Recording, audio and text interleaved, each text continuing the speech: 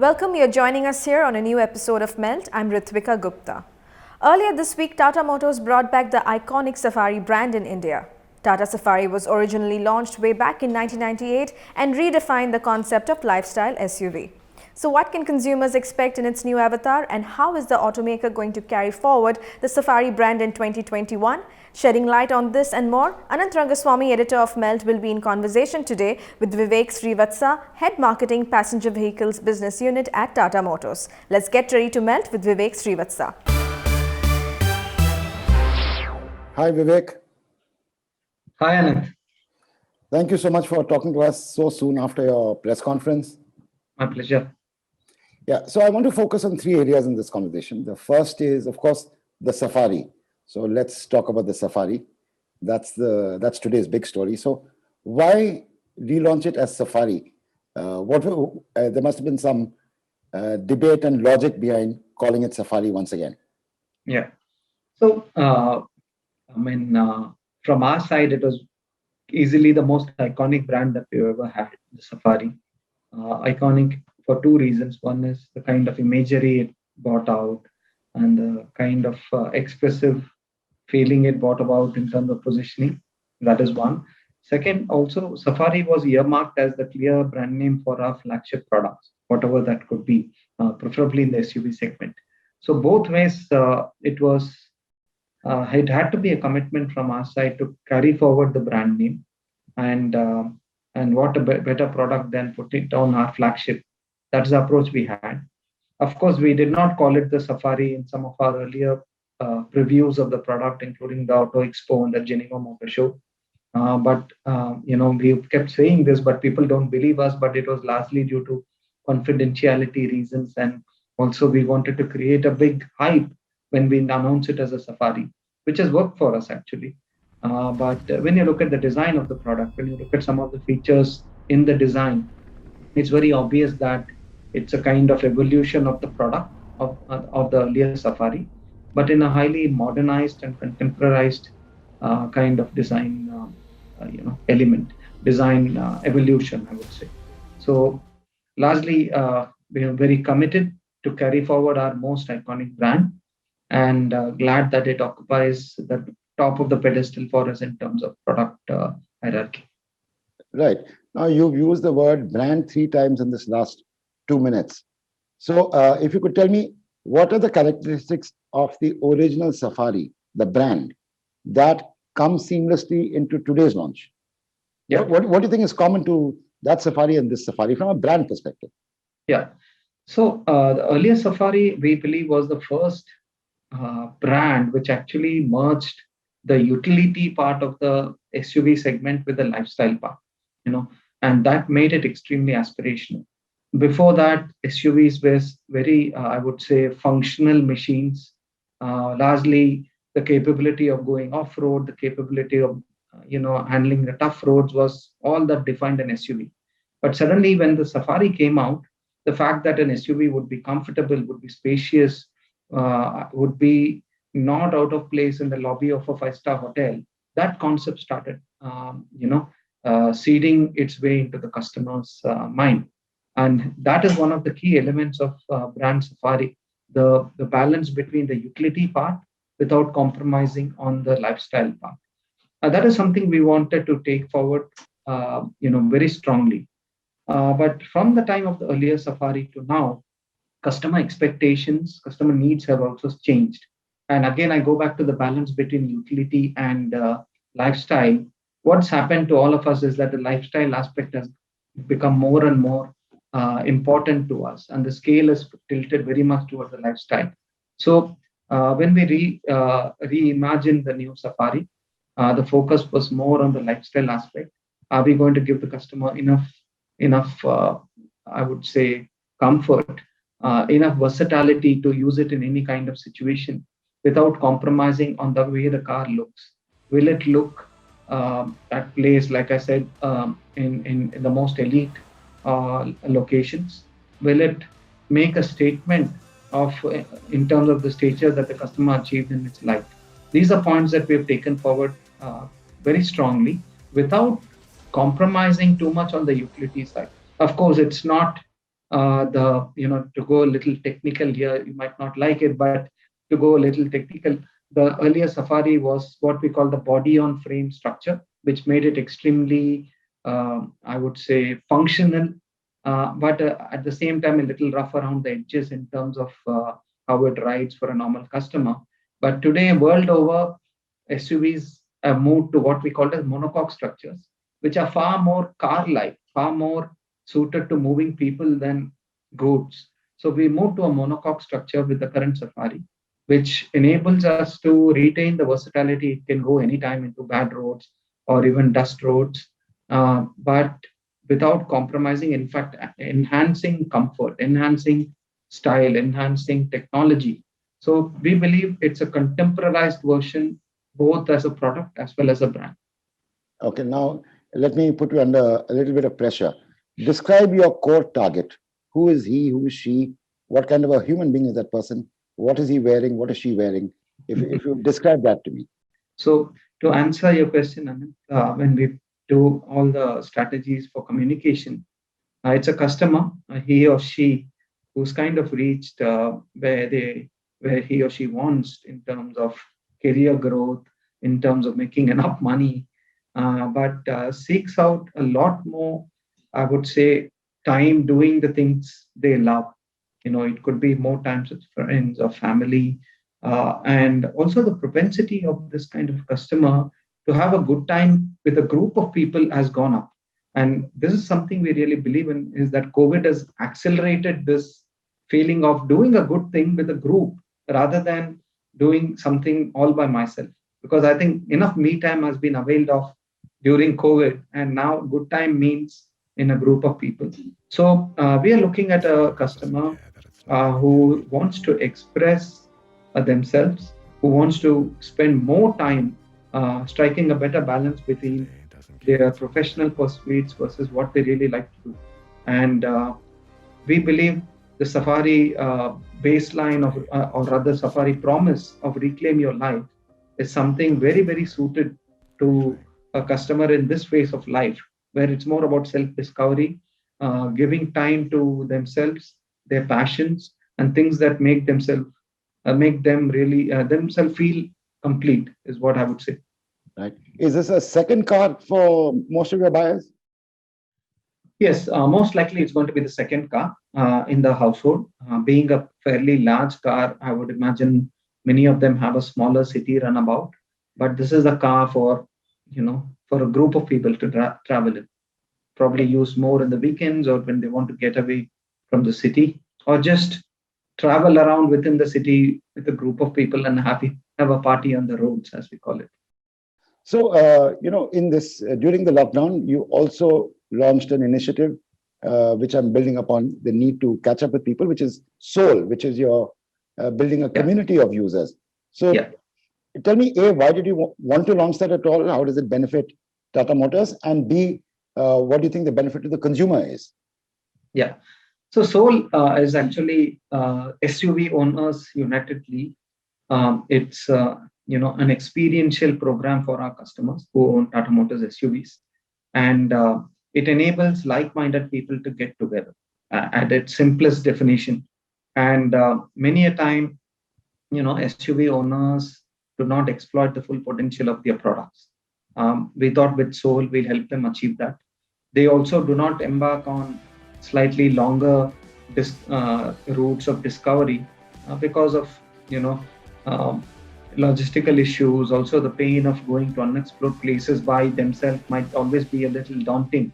So Soul's primary objective is to get a set of people who are like-minded in their quest for adventure, who would like to explore the beauty of the country beyond the usual known hill stations or known destinations, go a little deeper. And we also include certain very unique experiences in terms of how to better exploit the potential of their vehicles. It could be off-roading lessons, it could how to drive safer.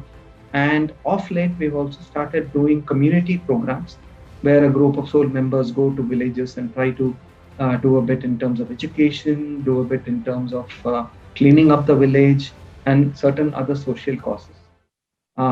Very happy to say that Soul has over the period of time, developed a very strong set of community. We have on Instagram about 17,000 members. We have about 17,000 members affiliated to Soul as well. And we don't spend money on Soul. It's all customer driven and purely ignited by the passion of our customers. So where do you see Soul a few years from now? Obviously, you didn't, create it tactically. It's more a brand, Tata Yeah. Motors umbrella brand kind of activity. So where do you see Soul a few years from now? Soul, we will continue to expand, definitely in terms of numbers, but also in terms of the activities that we do. The future of Soul could also be like an umbrella, uh, experiential brand, but we also like to see several fragments of Soul in each city. We're already seeing that. While a customer, let's say from Bombay, would like to be part of Soul from Tata Motors, they also like to create their own smaller groups within each city or sometimes within each locality. And we are seeing the evidences of that of late. So it could almost be kind of like I said, the ultimate brand for exploring. But the route to get there is through your own local community. But the one area which we want to really go stronger on is to do social causes. While customers can actually, spend a lot of time and spending time with their friends, discovering new places. But along the route, can we make the route better? Can we add to the communities around the route? Can we probably clean up and do a bit for the nation? Is the kind of spirit I would like to really start dialing up. Right. So, in a funny way, two of the last three questions is got a habit change element in it. So Okay. now I want to come to habit change, temporary and permanent habit change. A lot of marketers are going through their own small hell, trying to figure out what to do because of the 10, 12 months of change. So tell me, in your category, the auto category, what are the areas of habit change that you are witnessing, and then break that up into permanent change as from your point of view, or temporary change from your point of view? Yeah. Very interesting question, and thank you. One of the big habit change, I think, or I would almost say uh, personality change from all of us. I use the word personality because the fact that you and me are doing this interview over a Zoom call, but you're absolutely comfortable with it, is more than a habit change. I think it's we have changed in the way we perceive images and perceive people on the screen, and this actually rubs off even on the way people are purchasing cars. There's a lot of product discovery that happens online. There's a huge dependence on, I would say, good dependence on digital across the purchase journey. People have discovered that they can actually do their exploration in terms of product understanding, in terms of price discovery, in terms of even having a virtual test drive online, which in turn saves them a lot of money and time. And I believe this is something which is very permanent. The amount extent of digitization of buying cycle for customers in automotive is going to dramatically go up. We've already seen it going up, but I think the potential is there to go further. And probably buying a car would be very much akin to buying a mobile phone now. Once you're sure about the model, it's only a question of, do I buy it from this vendor or that vendor? So that is one. The second aspect is more at a emotional level, I would say, and I alluded to it a little earlier. Uh, the fact that we realize that life is limited and we'll have to make the most of the moments that we can spare has really dramatically gone up in terms of everybody's mindset. The pandemic has really brought about a feeling that of the temporary nature of life, and the fact that time is very precious, and hence the need to really spend more time doing what we love. That has gone up. At the same time, interwoven with that is the fact that people are what matter, because many of us have spent many months looking at the same three or four people and craving for meeting extended family or new or friends. and spending more time with people, has become probably the most valued kind of vacation now.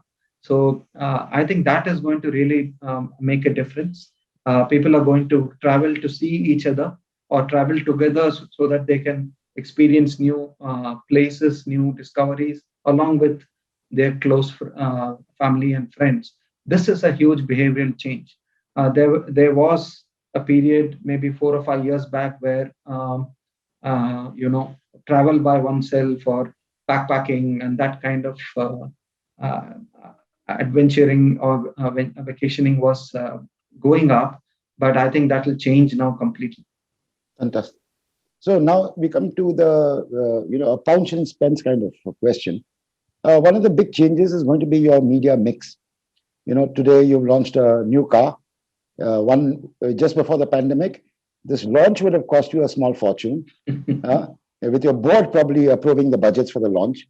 In 1 year we've seen 50 cars being launched, and they've all been launched on Zoom.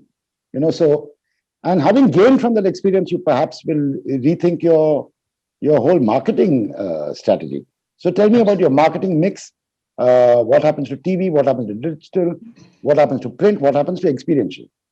Bang on, actually. Not only this launch, we had media drives also a couple of weeks earlier, and the cars were sent to homes of the media journals, and they were very happy that they could get access to the cars without having to travel. So huge amount of efficiency has crept in thanks to digital media mix. Obviously, there's going to be a huge skew towards digital. Maybe 10 years back, 5% spend on digital used to be the norm. But today we are rapidly creeping to 35-40% from Tata Motors. I hear there are other brands which are moving towards 50% spend on digital. At the same time, also, when areas like out of home become more important because people are getting back onto the roads, whether it is to go to office or just have casual drives with their family.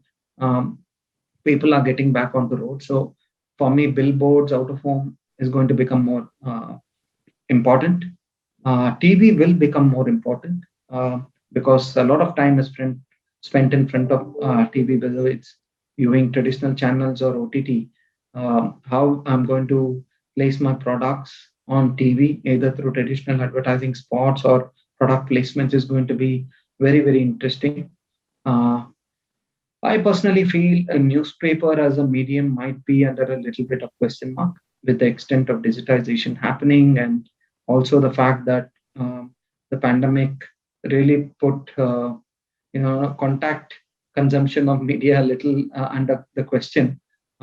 We don't have official numbers yet, but my gut feel is that newspaper as a medium might become a little less relevant going forward.